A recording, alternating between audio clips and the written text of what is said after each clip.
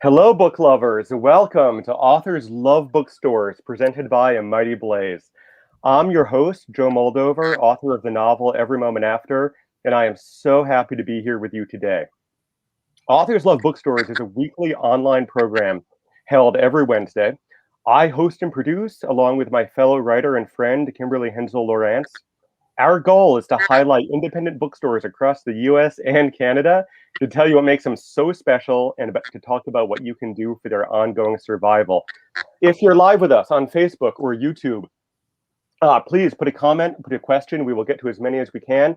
Today, I am so delighted to welcome Jenna Blum. Jenna, thank you so much for being here with us.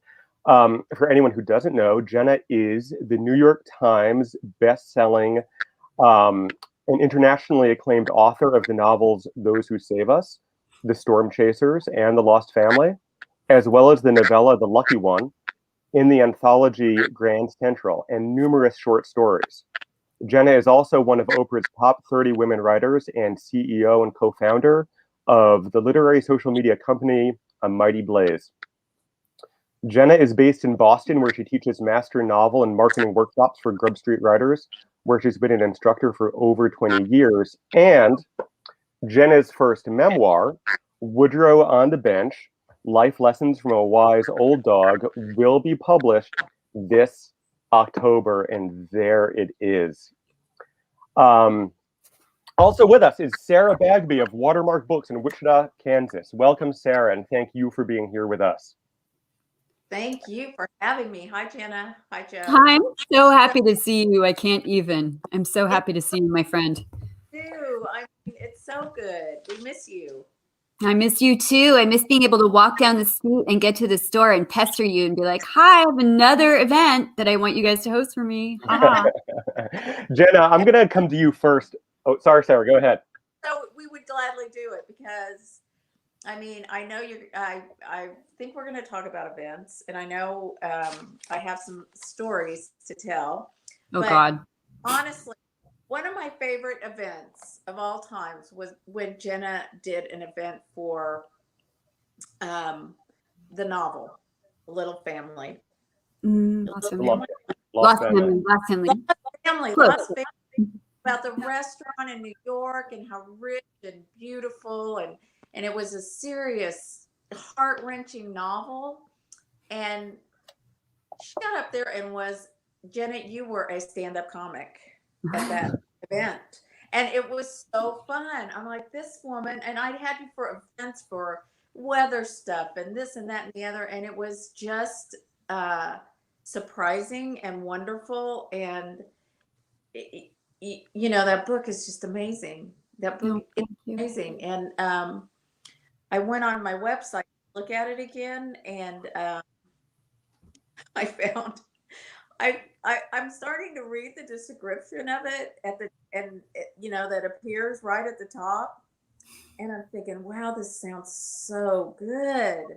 And it starts out, her new novel is transports, it immerses the reader in the suburbs and city of New York during the 60s and the 80s, and the title refers to myriad losses, family experience. It goes on for a while, and then it said, Sarah's review first appeared on 89.1 KMUW. You can listen to it here by clicking.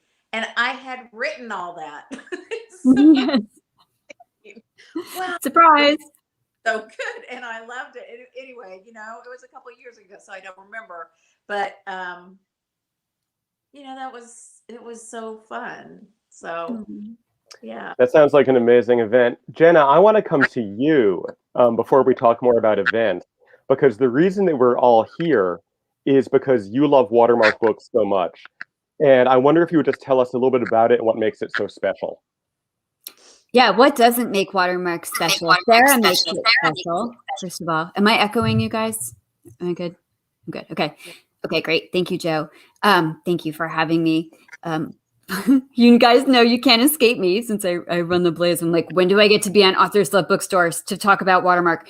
So I lived in Wichita, Kansas for, I want to say like 3 or 4 years. And I lived down the street from Watermark. Literally, I lived 2 blocks on foot. And it was a very expensive location because every day I could walk to this jewel of a bookstore, and there is no better bookstore anywhere. There's no better bookstore in the Midwest. There's no better bookstore in Kansas. And I just felt so lucky to live so close.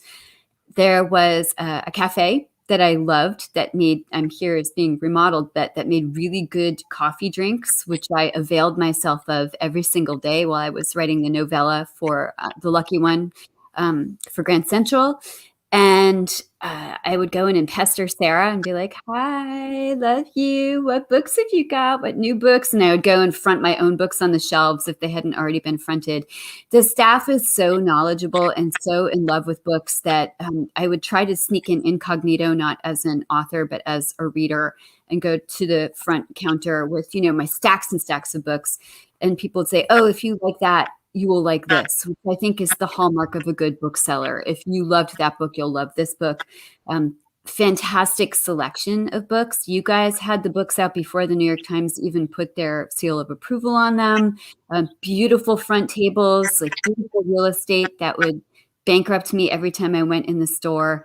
So just what wasn't there to love about Watermark? And they hosted me for so many events and let me write on the wall downstairs. I don't know if that's still there, but there was an author wall where I got to actually graffiti the wall. So that was super exciting. And let me host book clubs there. Like one of my favorite people, Carol Stein Beat, Mama Carol, hosted me for her book club, The Sister Ups. So hi, Sister Ups. Hi. And I hope Michelle Martin is watching, and Stan Finger, and all y'all Wichita peeps. Oh my God, it sounds so great. I mean, honestly, Jenna, like it makes me so nostalgic for like the time when we could just like walk into an independent bookstore.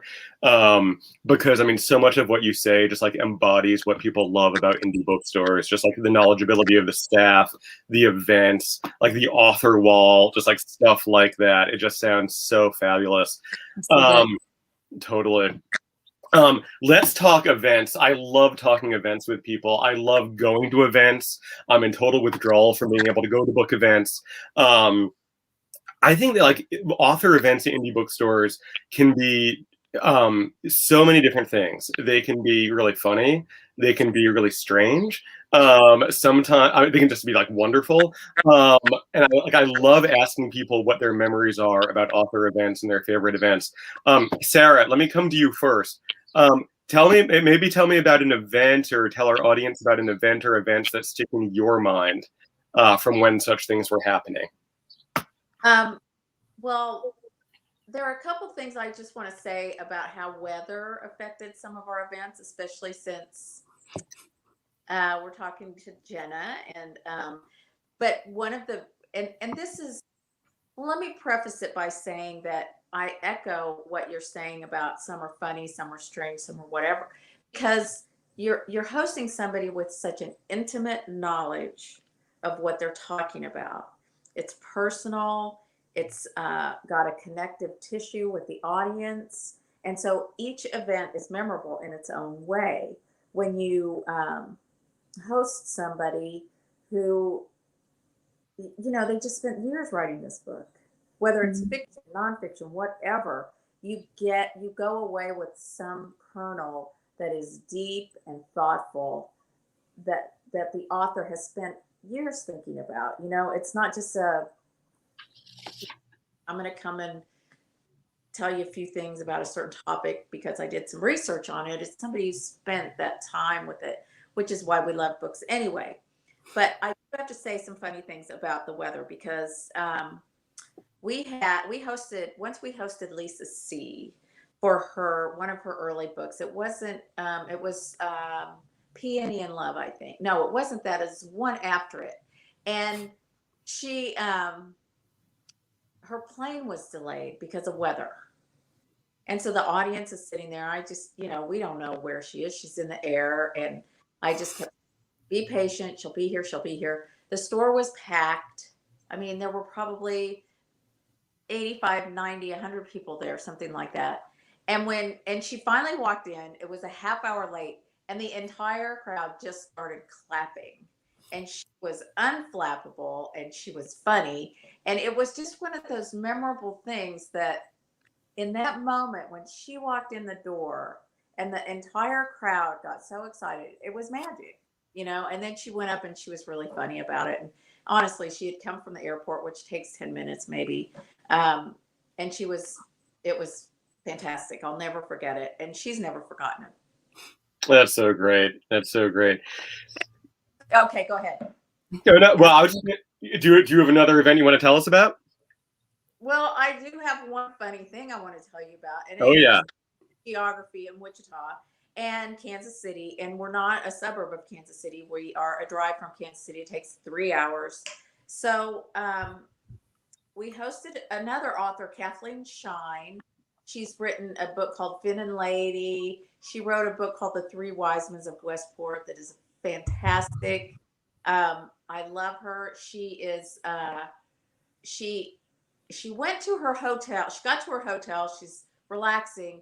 She goes to the front desk and says, "How long will it take me to get to Watermark?" And the person didn't know what she was talking about. And she said, "Well, I have an event at Watermark Books. How long is it going to take me to get there?" And she's at a hotel in Kansas City. No. Oh my God. And unfortunately, it was one of, like early afternoon. So her publisher got her car and she came right down. But I mean, that was one of those really funny stories about geography and, how we don't know geography. That's great. Anyway, yes. Carol says that Jenna met with her book club, the Sister Ups, in a storm in the basement of Mike's Wine Dive, which sounds like an amazing meeting. I wish I had been there for that. Jenna, you've probably done more live events than any author I know. I wonder if you have anything you want to add to kind of our conversation about live events, about kind of the magic of live events at independent bookstores and kind of what that chemistry is and what makes that special. Well, the store itself always makes the event special. Whenever I went to Watermark, I knew I would be well taken care of. So that was just, you could go in and have assurance as the author that no matter what happened, you would have a good time. And I would get to see Sarah. I'd get to see the staff. I'd go home, buying more books than I sold probably, which is fine. But I was going through my Facebook post last night looking for promotional photos for this event, and I realized I had inflicted myself on Watermark so many times and done so many events at that store in particular. And so I was walking through these memories in this very happy way. Chris Castellani flew from Boston to come to Watermark, and he and I went to Mike's Wine Dive afterwards, which is PS right across the street. So you would have an event at Watermark and then go and get wine at Mike's Wine Dive. Very excellent setup. Good thinking, Sarah. Laura Moriarty came down from Kansas City, from Lawrence actually, and did an event there. And Joanna Rakoff came also all the way from Cambridge, and I picked her up from the airport and did events there. But some of my favorite events were actually with local authors as well, like Stan Finger, who was at the Wichita Eagle for many years, Mike Smith, who's a local weatherman, had a VP of AccuWeather, and of course the incomparable Jim Reed, who has many photo books out. And so I'm going to tell this story about my first event ever at Watermark was actually with Jim and with Mike Smith, and we were calling ourselves the Three Chasers. And if I were more organized, I would have done this before I got on the call, but hold on one second. I'm going to get the poster for that so you can see how awesome this was. Hold on. Yeah. That sounds great. Yeah, for anybody who doesn't know, Jenna's second novel is Storm Chasers, which is a fabulous novel, and we're going to put the link in the chat so that you can pick it up at Watermark. So we had this poster design. Sorry about the ring light reflection, you guys. Okay, so here's the photo for this. This was the event. It was like me in my Storm Chase clothes. Jim, who is a National Geographic and Nikon photographer of severe weather. He's like the Ansel Adams of severe weather in his Storm Chase clothes. And Mike Smith, who's the VP of AccuWeather. And Jim and I called this like two chasers and a banker, this photo. We had like in our house. And I mean, Jim and I were unfianced for many years. And so I lived down the street from Watermark with Jim. But at that particular event, so here's the behind the scenes on that, is that at that time, I was just visiting Jim, and I thought he was mighty cute. And so I had been stalking him on Facebook and having this correspondence. I think I was staying in a hotel, and he and I went to the event together, got ready together. And then we're sitting up in the front of the room with Mike in front of this big crowd. and kind of like making moo eyes with each other across the crowd. And people were asking us questions from the audience, about chasing and about weather and about our books. And the last question, I think it was you moderating, Sarah, but you said, does anybody else have a question? And Jim said, I have a question for Ms. Blum. Are you dating anybody? And everybody was like, woo, woo. So that was really the official start of our relationship. And we, of course, went to Mike's Wine Dive afterwards with Mike Smith and like had wine. And Jim was like, would you like to date me? And I was like, yes, I would. So it was the beginning of this decade long. I mean, Jim is one of the most beloved people in the world to me. And it was a decade-long relationship and longer that started at Watermark at that event. I'll never forget it. It was so great. Oh my God, that's such a great story. This is why you do so many live events, Jenna. You're a great storyteller. I love that. So good. So one of the things that you talked about, Jenna, when you talked about what makes Watermark so special had to do with sort of the bookseller recommendations and kind of the hand selling there. And Sarah, I want to come to you on that because I read a lot of books and I live in fear that somebody's going to ask me for a recommendation because I will always draw a blank. Like I can never think, I can't think of anything I've ever read, let alone something that would be good for you. I wonder if you can just say a little bit about sort of like that art, like the art of hand selling, the art of making book recommendations, the art of matching a reader with a book, and just kind of how you think about that. Mm-hmm. Well, I mean, the first thing you have to do is really listen to what when you're reading, you have to pull out the universal kernels of that novel for what, and like with Jenna's loss, family, the setting, these beautiful settings, and you have to remember those major themes, but the universal theme that's going to get to somebody in their heart. And then the type of novel that it is, is it historic? Do you want something funny? Do you want noir? Do you want, the same thing you just read? So you find, the same thing. But you really have to listen to people and what they liked and then connect that universal theme to what it is they're looking for. Mm-hmm. For example, and sometimes you just have to say, trust me. For example, one of my favorite books to hand sell recently was Deacon King Kong by James McBride. Okay, first of all, title. Deacon King Kong. I mean, how do you just say, you are going to love Deacon King Kong? And they just look at you like, what is Deacon King Kong? And when you read it, But it's kind of like a Russian novel where everybody has a different. Have you read it yet, Joe? Yeah, I have. Love it? Yeah, I did love it. Yeah. I mean, and Jenna, did you read it and love it? I have it on my stack. Oh my God. I have to go get it right now because it's about community and it's about human foibles and human failures, but at the core of it, it is about a community that takes care of each other in ways that are so unexpected. And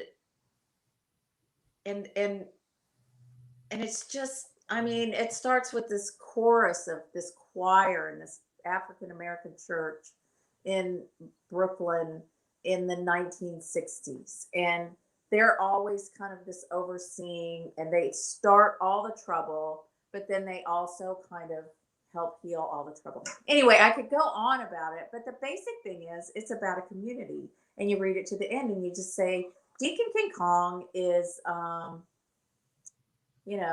here's why it's called that. And if you hold up the cover again, the cover's not even, I mean, honestly, it's really hard to get emotionally involved in all that. But once you read the book, it makes so much sense. And so you just kind of have to say, get beyond it. It's not a beautiful cover, but oh, I love that book so much. And I sold, hundreds of copies of it. But so in that case, it is getting to the human part of that novel and just saying it'll speak to anybody. I think also, you have to just, I mean, as a bookseller, like you said, Joe, somebody will say, "What's your favorite book?" And you just go blank. And so you have to just remember those and make sure you have them on the shelf. And, um, the other day I sold this copy of a book called Luminaries by Eleanor Catton. She's Australian, and it's an historic novel. I think it won the Booker Prize, and it's one of my favorite books of the last decade. And I sold it to this young guy who loves Margaret Atwood and had said he'd been reading self-help books. And I just started, I think my ebullience about it helped, but it was also just this historic novel about the gold rush in New Zealand that was a whole lot like the gold rush in the United States. And I I just love that book so much. So he bought it, and he bought it from this lady with gray hair, but it worked. I love that. I love that. And I think you just did a live demo of hand selling here on air. And for anybody in the audience who wants to pick up a copy of Deacon King Kong, I just want to remind you, watermarkbooks.com, to get a copy from an independent bookseller, Yes. not from someplace else. Yeah, I mean, I thought it was a beautiful book. The reason that I read it is that my local indie bookstore, which is Wellesley Books, did it for our famous all men's book club, which is meeting this evening to discuss it. So I took notes from your description that I can steal. You guys do book clubs, I think. You guys have book clubs that are affiliated with the store. Do you want to say a few words about that and kind of what that's like and what those, I mean, sort of what that sort of culture, the culture of book club? The culture of a book club, they're all different, and it just depends on who's in them. We had one, I was hosting one for a while, and we read books from Europa Publishing. And at that time, they were one of the book, they started in Italy, and most of the books were in translation. And you develop, it's a real safe space, especially one that's hosted by a bookstore, because everyone comes and everyone is equal. The thing that makes everybody is the book, and you talk about the book. And so it's an equalizer, and it's something, but yet it's got this place that you can be vulnerable because of the book. And so you end up with these close relationships, and sometimes people don't even know each other's name. But one of my favorite book clubs, we read this book called Alfa Romeo, like 1650 and Other Miracles. And it's set outside of Naples. And what is about these three older guys whose lives are just on the skids, and they decide to buy this inn and fix it up. And they're hapless and they can't figure it out. At the same time, the organized crime family from Naples comes in and starts messing with them. But it was the most hilarious book, and we could not get through that book club without cracking up. We could hardly say, somebody would say, "Remember that when they were burying the," and no one could finish the sentence. And it was so, and so that was a unique book club, because usually you're just getting serious and talking about, well, I know somebody who did this and that and the other, and we just could not stop laughing. It was so fun. Yeah, there's something about the way books bring people together, and I think like I'm so attached to like my book club and to the guys in my book club, and I love it. I love it. Sarah, question from the audience I want to just put up, and this asks, and Sarah, I'll direct this to you first. When there are live events again, do you think some virtual events will continue? I think so. I do. And there will be a hybrid of live and, our live event, the in-person events will be streamed somehow live to a broader audience that we've all built up over the last year, I think. And so, yeah, I think that's what will happen. And I know publishers have just said they're making decisions on September 1st about the fall. So, and some have said they're not doing anything. I think they're all not sure what's going to happen, as we all are not sure what's going to happen. So, yeah. Yeah. Jenna, you are a recognized expert on virtual events. You teach how to do virtual events, and you founded an organization that runs virtual events. So you might have something to say about this. What are your thoughts? My thoughts echo Sarah's that nobody really knows what's going to happen. But I will say that even before the pandemic, again, when I was going through my photos last night looking for my Watermark in real life events, I found so many events that I had done virtually while I lived in Wichita as well, with book clubs that were in the South or in the North or in Delhi or wherever. I was doing so many book clubs by then Skype. Remember Skype in the olden days? And so it has been a recognized tool to reach readers in different areas for a long time. Pandemic has made it a necessary tool, and I'm so gratified to see that we have readers from everywhere at every event we do on the Blaze. So in the green room, we were just dishing this a little bit.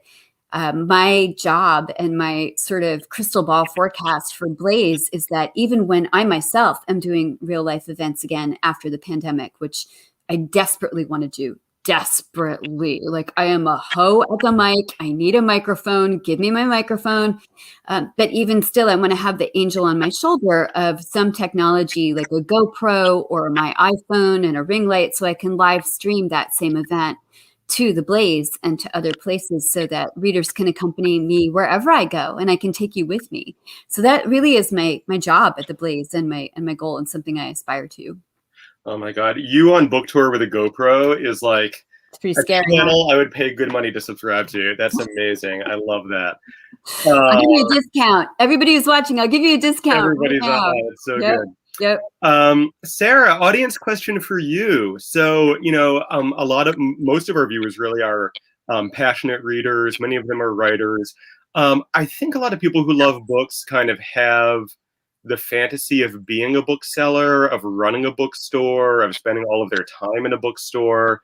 Margaret asks, how did you get into bookselling to begin with? What was your origin story? Well, I got into bookselling.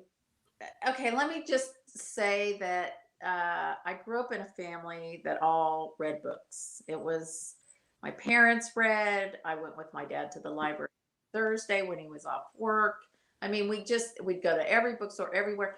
And sometimes I joke about the books just became the furniture. You could make a little end table out of a stack of books or whatever. So I always felt really comfortable in the bookstore. And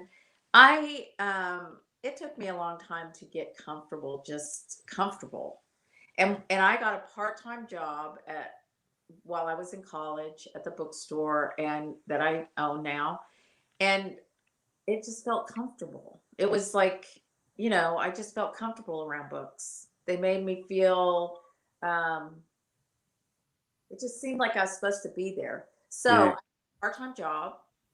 I remember reading The Color Purple when it first came out, before it first got big. I remember where I was, and I remember how much fun it was to sell that.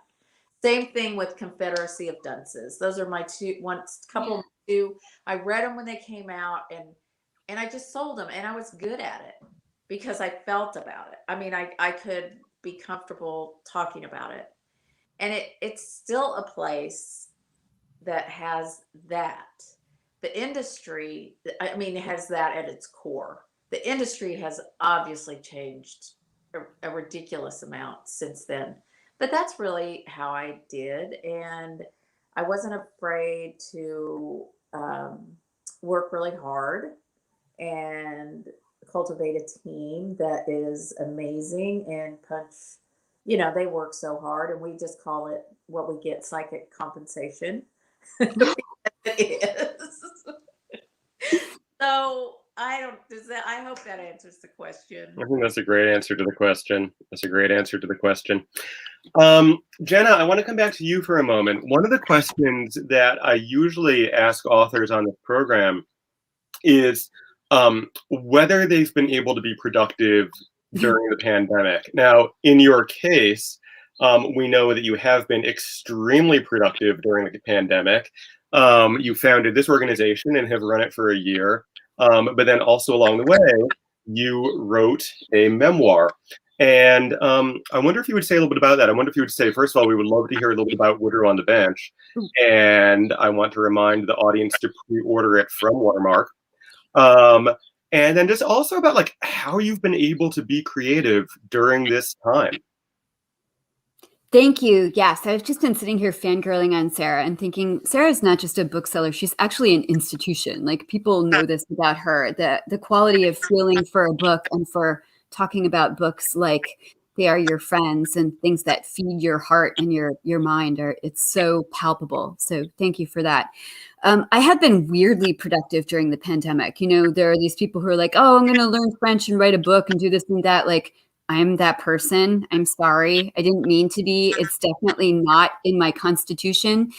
But the reason I started Blaze with you, Joe, and with Kimberly and Margaret and Mary and all the people watching today, Julie, is that it really gave me something to bite on during the pandemic. And watching my friends who were releasing books in March, April, and May of 2020 that they had worked on for 10 years, 20 years, and we're just releasing them into a void. I got indignant about that, as I'm wont to do about everything, and thought, I just don't want to let that happen. And so I just sort of like threw up a Facebook page and Twitter and Instagram linking the new publications every week to readers. And I bless everybody who's watching. You've helped keep bookstores afloat. You've helped keep writers afloat. Hopefully we've helped keep you afloat by introducing you to new books. It's just been such a blessing to work with these people I love every day to do that. And it has taught me a lot. Like, you guys are smart. And now I'm running a business and I'm so unqualified. And so I rely on my team every day to help me. And I have the best team ever. I'm the person who pre-pandemic, if I had a hangnail, was like, oh, I can't write today. My finger hurts. I need to go shopping at Watermark. So to actually have written a book during a pandemic was really a weird thing, but I did. So I wrote this book, Woodrow on the Bench. My new memoir is coming out 10/26. So please pre-order 50 copies of it right now. Woodrow will be happy. So, and Sarah knows Woodrow because he used to hang out outside the store panting. He went on a lot of storm chases with us and fetched a lot of balls in that backyard down the street from you guys. Thank you, Liz. I'm glad I started the Blaze too with Caroline Lovett, I should point out, my co-founder. So Woodrow on the Bench is about my ancient black lab, Woodrow, who lived to be 15 with the help of the scare vet in Wichita, PS, the most amazing vet ever. And the last 7 months of his life here in Boston, Woodrow was not mobile. So I would carry his big, heavy Labrador body across the street to a bench across the street from my apartment. And every day we would sit on the bench. That was as far as he could go. And we were sort of sitting ducks for whoever wanted to come along and talk to us. And I swiftly found that those people were comprised of neighbors and of friends, but also of strangers who would appear sometimes out of nowhere, like out of snowstorms or out of the muffling heat of the summer, and bring us food or bring us iced coffee, help me carry Woodrow back across the street, stop traffic for us, carry poop bags to the garbage cans, like whatever we needed, people just showed up miraculously to do. And when Woodrow passed, they were all there for me in a very intimate and intense way. And I thought, this really needs to be a book, this encapsulated time period that was so hard for me because my old boy was suffering. And at the same time, opened me up to people and opened me up to life and love in an entirely new way. So it was just this really encapsulated experience that I wanted to share with everybody, to say, in the worst extremities of your life, in the worst duress of your life, you will find hope beyond which you've imagined if you're open to it. And that was what Woodrow taught me, and that's what the book is about. That's beautiful. That's beautiful. It's a beautiful story. I don't think anybody's going to be able to resist it after that description. And the only thing I will add is I will remind the audience of where to get it on pre-order, which is watermarkbooks.com. Thank you, Jenna. Sarah, audience question, and this is sort of carrying over to you with regard to kind of dealing with this year plus that we have had. What changes did you make in your bookstore that you will carry forward? I know some stores started delivering books by bike. That is true. My bookseller showed up at my house with some books one day. What do you think? What have you done, and what do you think is going to stick? Well, we've done some efficiencies on the back end. We've gotten back to our core business, which is just selling books, and which sounds very strange, but once you're doing a cafe, bookstore, events, book clubs, sometimes sometimes you just, without having to do those, which we very much miss and want to do again, it was like we were just, hand selling books all day long. And with these abbreviated hours, we reduced our hours. But we'll also do curbside now forever. We will definitely do, you can call us, we'll put it out front, if somebody's in a hurry. We did not do a lot of delivery, but we would. I mean, if somebody said, can you bring it over? And it was, my neighbor or somebody in College Hill where Jenna lived or near the store, we would definitely do that. But I think that there was also something that our customer base did differently, and that was a lot of them got used to ordering online from us. So that platform is robust. It's a daily thing. We have a whole mail set up, to ship out all over the world, and so that changed a lot. And yeah, I mean, it's been such a strange year, but it's also been, like Jenna said, full of hope because so many people really appreciated their community, really appreciated their neighbors, really took care of them. It kind of came back to this, I don't know, it was a very supportive atmosphere in the store. And we weren't closed very long. We didn't have to stay closed very long, but we kept very safe. We did masks. We're still doing masks, and people felt safe. But they also wanted somewhere to go. They just wanted somewhere to go where they could talk to somebody or have some kind of exchange that was, that wasn't troublesome or worried or, with the political stuff and then the election and then the COVID, Black Lives Matter. Everybody wanted to kind of have something, have more context for just living. Like, what does it mean just to be alive and be neighbors with someone, not live it with violence? And it was a real, we all felt that in the store and our customers did. So that's one thing I think that, as a team, the entire store felt validated way, because we were just talking to people and giving them something to think about. That's great. I love that answer. I want to come to you both with, after having said how hard it is to think of book recommendations, I'm going to hit you both up for book recommendations, okay? So, Jenna, I'm going to put you on the hot seat first. In a year sort of like this, what have you been reading and drawing sustenance from? What books have been most meaningful for you that you might want to share with the audience? I grabbed a handful of books right before we got on the call that I've been reading most recently, so I could show you. But I have to say, like, the last year, my reading habits have changed somewhat. I usually read for comfort, for escape, for entertainment, and then to learn about the world by osmosis. But since I started running the Blades, I've been reading books that have come out, in the last few months or about to come out, because I'm interviewing, I have the great pleasure and privilege of interviewing a lot of the writers we have on Friday Frontliners. So I've been talking to like Anna Quinlan and Elizabeth Berg and Pam Houston and Erica Jong and Cheryl Strayed. I mean, just this ridiculous lineup of luminaries.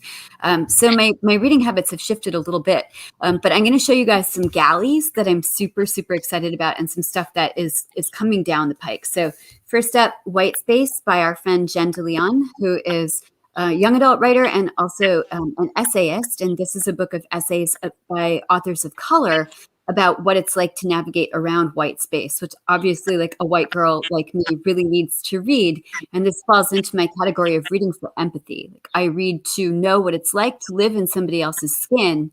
When that skin is a different color from mine, I think that becomes even more important. So I'm excited to have this on my shelf. Alyssa Friedman, who's going to be on the Blaze soon, talking to our lit chick, Jenna Paone, last summer at the Golden Hotel. For anybody who loves Mrs. Maisel, this is the book for you because it's like Mrs. Maisel had a baby with, oh my God, the movie. You know the movie I'm talking about. My brain just shorted out altogether with Patrick Swayze. Sounds like, okay, never mind. Anyway, Mrs. Maisel, what is the matter with my brain? Dirty Dancing, Jenna? Thank you. Oh my God. I was about to get up and do interpretive dance. You're so lucky I scared you. So Mrs. Maisel had a baby with Dirty Dancing last summer at the Golden Hotel. Alyssa Friedland. Godspeed by Nicholas Butler, who is a Wisconsin writer. This is a galley.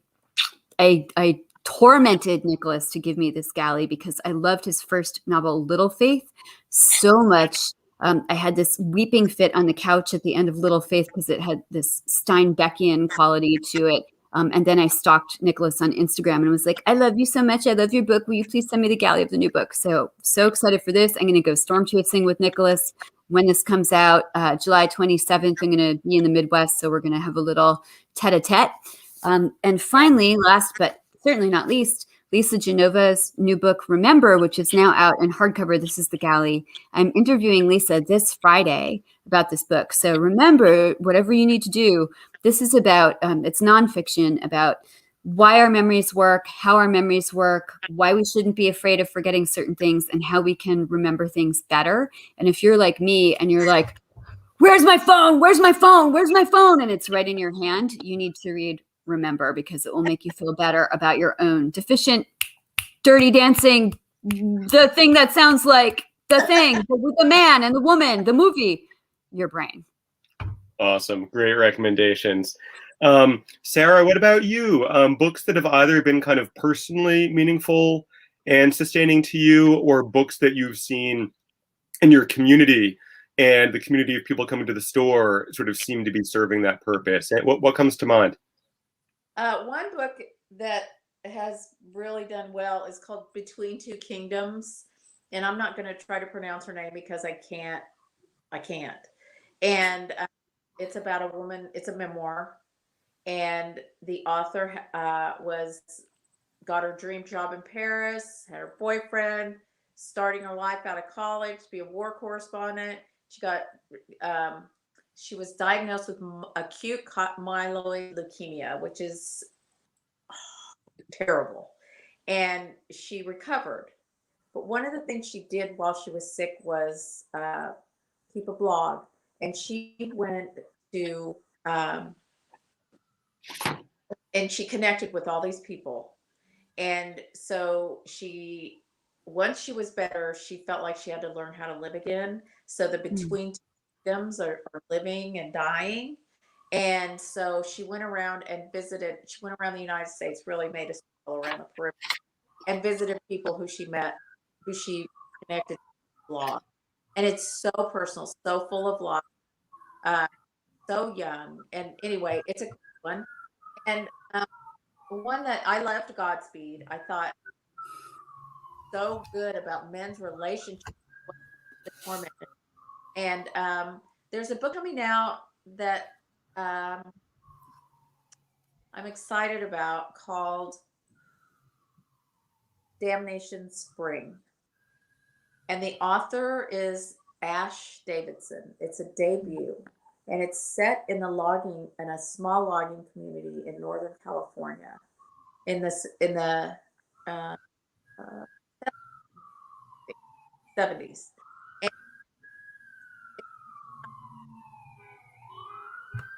Clinging to the past, trying to move to the future, an industry that it's a company town, 3 generations of people have worked in it. It's changing, it's dangerous, and then government comes in, pollution, Bad Water. It's a really great debut, and it's, even though it was set in that time, it's about how we adjust to change, and technology is certainly changing everything we do. And you can't cling always to what happened in the past. But it's got this brilliant descriptions of logging and and how hard it is. I mean, it's just a really beautiful book about working class people. Mm. And then I just started reading. Can I tell you about one more? Yeah, please. Okay. I just started reading a book by Lionel Shriver, and she wrote a book that was intense called, have you read the new one? Oh my gosh, the new one is called Should We Stay or Should We Go? Mm. And it's about this couple who, when they're about 40, and they have one of their parents has died, and it was strung out, had to be cared for, couldn't really care for themselves physically, emotionally, anything. And they just say, we're not going through that. We're not putting anybody through that. When we turn 8 on our 80th birthday, we are going to die by suicide. The doctor, and they're in England, so there's the National Health Service, and so there's a lot of politics with that. But the thing, and then what she does is she imagines what it's going to be like when you're 80 and you've made this pact. And are you this person that you thought you were going to become? Do you feel this? And so Lionel Shriver imagines all these different endings with it. And that's what the whole book is. Like there's a part where one of them does it and then does it, and then the other one doesn't, where one of them died ahead of time, where one of them is committed where they're both committed by their kids, anyway, it's this long. And then the chapter that I'm in now is there is a pill that just keeps everybody young and no one ages. And what is that like, both for their kids, for the National Health Service? But anyway, it's such a brilliant book about living and what it's like to be alive and what it's like to be dead.